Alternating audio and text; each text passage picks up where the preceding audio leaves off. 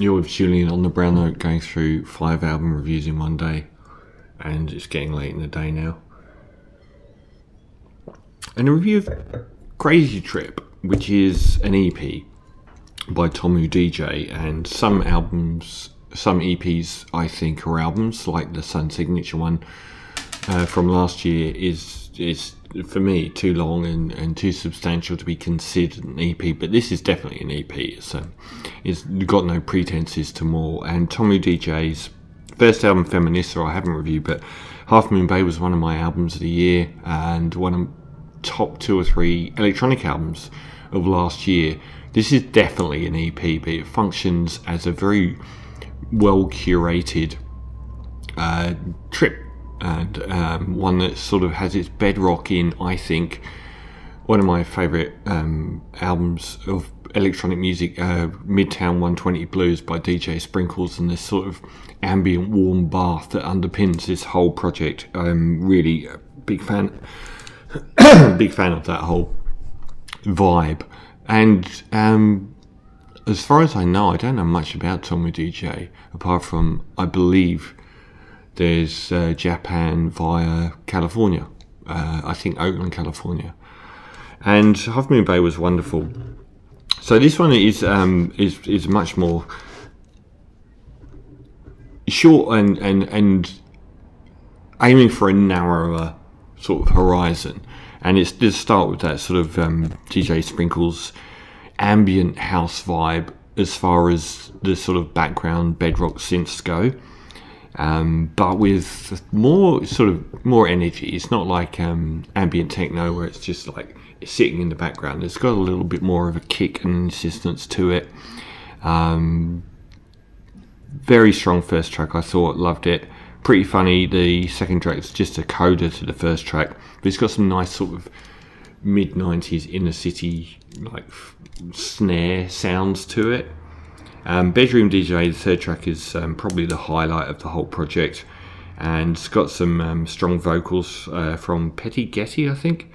If there's a difference between this and Half Moon Bay, it's a little bit less mannered and a little bit looser. So I'm looking forward to the next album length project. It's a much more energetic track, like quite loose-limbed, and sort of introduces that there's going to be more insistent rhythmic elements taking over the album, which EP does. And the whole thing is being the fact that those synths do sort of that sort of warm bath synth thing is always in the background, and that the percussive patterns change throughout the album. It does make it feel like you are going on a trip. It's like really well curated. LA vibes. At times I could almost feel like Pink Panthers is the older sister of, the younger sister of Tomu DJ in some ways.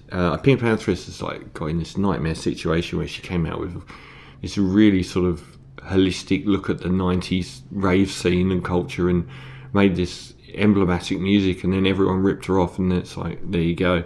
But I can kind of see like an analogous vibe between the two, without the vocals so much. And the soundstage is always really nice as well, because there's it is quite minimalist, but when Tomu DJ overlays quite a lot of different percussive patterns as well, nothing overwhelms anything and nothing's bombastic. I thought track 5 was the Bandman. I really loved DJ Rashad's brief tenure as an album and EP artist, and the whole footwork thing I thought worked really well here. Even Richie Hawtins, if that's his name, I haven't said his name for so many years. The frenetic, like snare sort of sound going over the top, and percussion on it, from the footwork beats to the almost frenetic sort of other beats going over the top of it. Really did like that. And we even get reggaeton in the I don't know what it's called, track 6. It's got but a really gentle sway of reggaeton, and I'm a bit of a fan of when reggaeton isn't like barky and yelpy, but has that really like Ozuna almost really gentle sway to it, where the drum is just sort of like keeping time in the background, and I really loved that.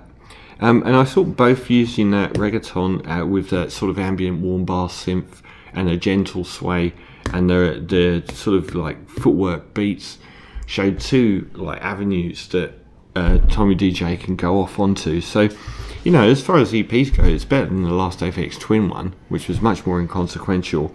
And it doesn't feel like a DJ mix. It feels like individual tracks that have used elements of each in each other.